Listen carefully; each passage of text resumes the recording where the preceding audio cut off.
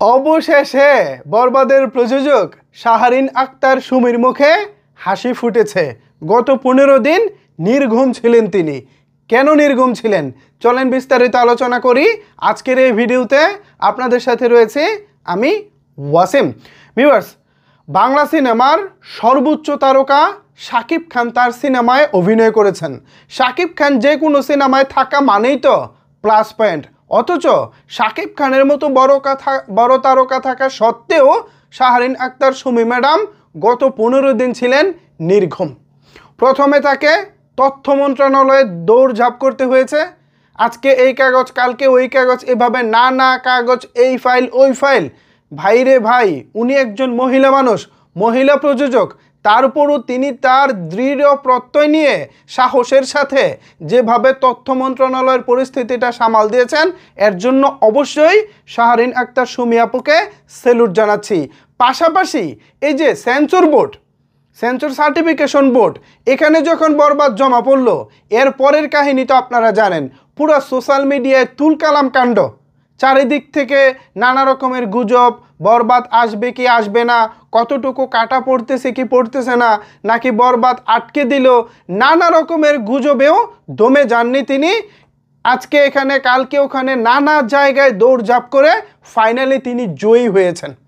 চিন্তা করেন, একজন নতুন প্রযোজক, উনি এসেছেন, আমরা কোথায় তাকে সানন্দে গ্রহণ করব, আমরা তাকে ওয়েলকাম জানাবো। ঢাকায় সিনেমায় এমনিতেই তো প্রযোজকের সংকট, ঠিক সেই জায়গায় থেকে যদি সুমি ম্যাডামের মতো লোকেরা এসে হেনস্থার শিকার হন, মানে ঝামেলার শিকার হন, তাইলে তো ভাই ওনারা এখানে কাজ করবেন না। এখানকার পরিবেশটা যদি ভালো না হয় তাহলে তো উনি কাজ করবেন না।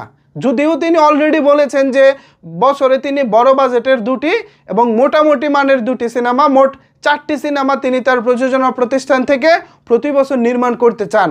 কিন্তু প্রথম সিনেমা থেকেই তিনি যেভাবে ধাক্কা খেয়েছেন, তাকে যেভাবে হেনস্থার শিকার হতে হয়েছে, আমি জানি না বরবাদ পরবর্তী সময়ে তিনি আদৌ সিনেমা বানাবেন কিনা।